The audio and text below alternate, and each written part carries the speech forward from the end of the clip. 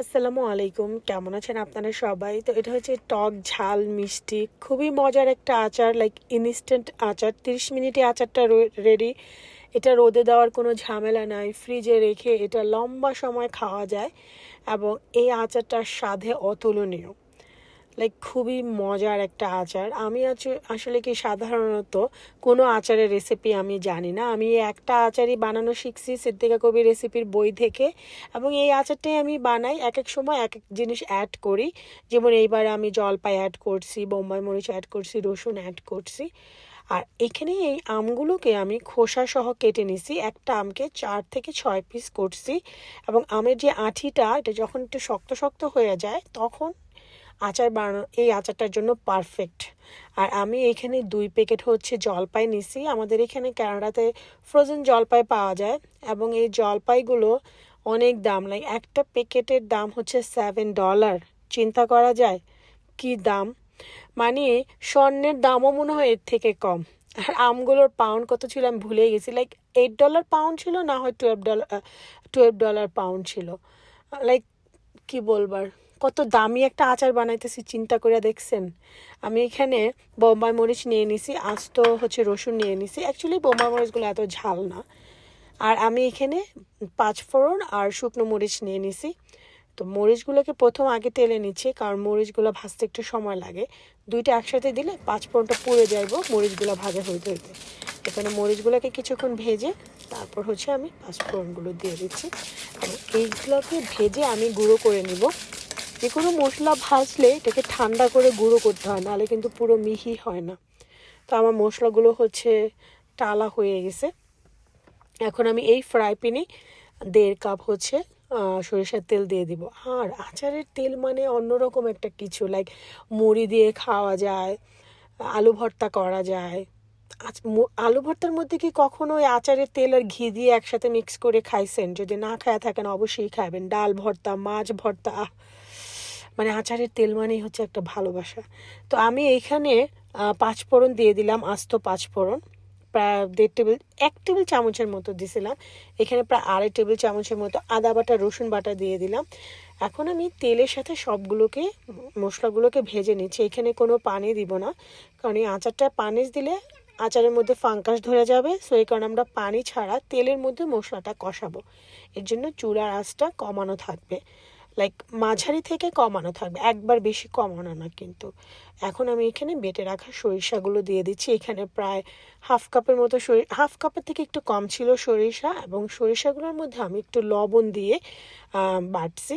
এর আগে মাঝে মাঝে আমি কাঁচামরিচ দেই, কাঁচামরিচ লবণ একসাথে মিক্স করে দেই, বাট আজকে আমি কাঁচামরিচ দিইনি। লবণ আর কাঁচামরিচ দিয়ে সরিষা করলে সরিষার মধ্যে যে একটা তিতা ভাব থাকে সেটা চলে যায়।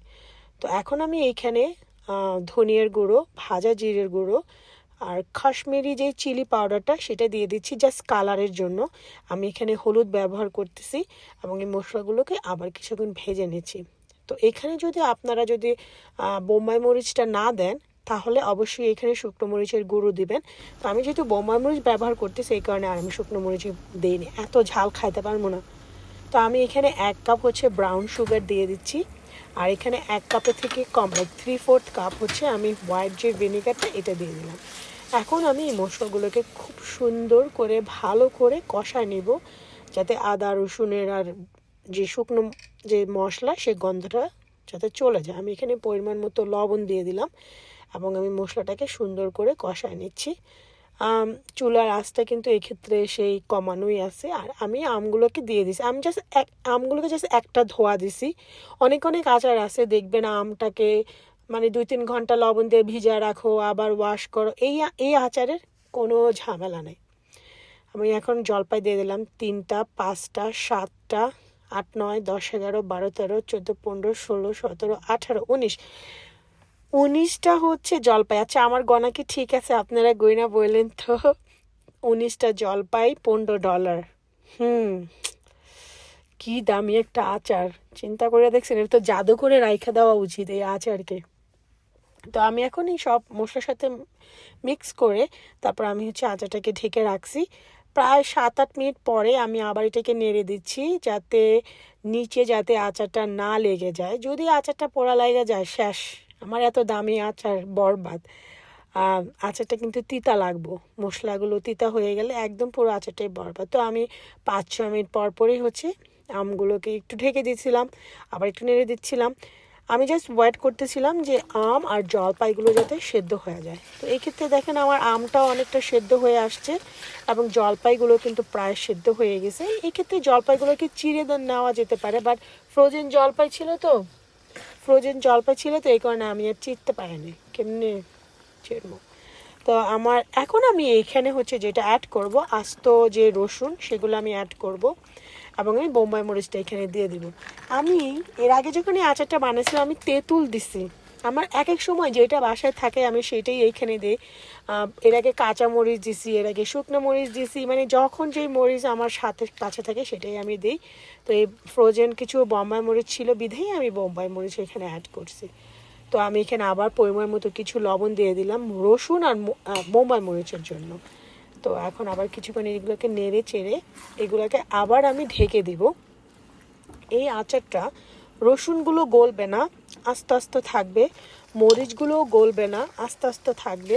কিছু আম গলে যাবে আর কিছু আম আস্তে আস্তে থাকবে, আর হচ্ছে জলপাইটা আস্তে আস্তে থাকবে, মাখা মাখা হবে। অনেক মজার একটা আচার, খুবই মজার। এবং এই বললাম না যে সিদ্দিকা কবির রেসিপি, যতগুলো রেসিপি আছে সিদ্দিকা কবির রেসিপির বইটা আমার কাছে এখনও আছে। আপনাদের কাছে যদি না থাকে অবশ্যই এটাকে নিয়ে রাখবেন। এই বইটা কিন্তু খুবই ভালো। আমি এখনও মাঝে মাঝে সিদ্দিকা কবির রেসিপি হচ্ছে বইটা পড়ি, আমার কাছে ভালো লাগে। তো এইখানে এই যে বোম্বাই মরিচগুলো কিন্তু সেদ্ধ হয়ে গেছে, বাট এগুলো এরকম ফুলে ফুলে আছে। তো আমি একটু চিপে চিপে বের করে দিয়েছি, বাট বেশি করি নেই, কারণ আমি চাই না বোম্বাই মরিচগুলো গলে যাক, কারণ গলে গেলে একদম অনেক ঝাল হয়ে যাবে, পরে আমার এত দামি আচারটা নষ্ট হয়ে যাব, খাইতে পারবো না। বোম্বাই মরিচটা জাস্ট ফ্লেভারের জন্য আর কি। আর চিনির যেটা বলতে ভুলে গেছি, এখানে ব্রাউন সুগার ছিল, যে কোনো সুগার দেওয়া যেতে পারে বা গুড় দিয়েও করা যেতে পারে। তো আমি এই ক্ষেত্রে আমার এই 5 ফোড়ন আর শুকনো মরিচের যেটা টালছিলাম সেটা পাউডার করে নিছি, সেই পাউডারটা উপরে আমি এখানে দিয়ে দিচ্ছি এবং আমি এটাকে আবার সুন্দর করে নেড়ে চেড়ে দিলাম।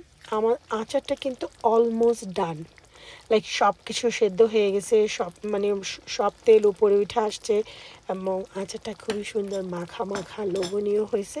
সো আমার আচারটা কিন্তু অলমোস্ট ডান। আমি একটু জাস্ট লবণটা আবার একটু চেখে নিচ্ছি যে লবণটা ঠিক আছে কিনা। আচার কিন্তু খুবই সেন্সিটিভ একটা জিনিস, যারা আচার বানায় তারা কিন্তু জানে। আমাদের বাংলাদেশে যেমন মা খালারা যে আচার বানায়, কত ধরনের যে আচার বানায় আল্লাহ, আমি এই আচার বানাতে পারি না, আমি জানিও না আচার বানানোরই। আমি এই একটা আমের আচার বানাতে পারি, এইটাই আমি সবসময় বানাই এবং এইটাই হচ্ছে বিখ্যাত আমার কাছে। তো আমি এই আচারটা যখন হয়ে গেছে তখন আমি সবার শেষে হচ্ছে এই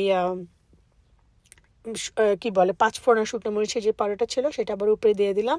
দ্যাটস ইট, ডান। এবং এই আচারটা যখন ঠান্ডা হবে তখন এটা আরও বেশি মাখা মাখা হবে এবং এটা হচ্ছে আর একটু কমে যাবে, লাইক আর একটু ড্রাই হয়ে যাবে, কারণ আমাদের যে মশলাগুলো আছে সেগুলো হচ্ছে আমের ভিতরে, জলপাইয়ের ভিতরে, মরিচের ভিতরে, রসুনের ভিতরে সব কিছু একদম ঠাসা ঠাসা হবে। তো আমার আচার ডান। আমি এখন অপেক্ষা করব এটাকে ঠান্ডা হওয়ার জন্য। আর আপনাদের সবাইকে ধন্যবাদ আমার রেসিপিটা এতক্ষণ দেখার জন্য। দেখেন আচারটা তো আমার মুখে পানি চলে আসছে। এবং এই আচারটা দেখেন কত সুন্দর হয়েছে, লুকস দেখেন, আচারের লুকস দেখেন। এবং এই আচারটা বানায় যদি আপনি কাউকে গিফট করেন সে তো পাগল হয়ে যাব আপনার জন্য, যে আল্লাহ এত মজার একটা আচার খাওয়াইছে। তো আমার আচারটাকে আরও ঠান্ডা করতেছিলাম।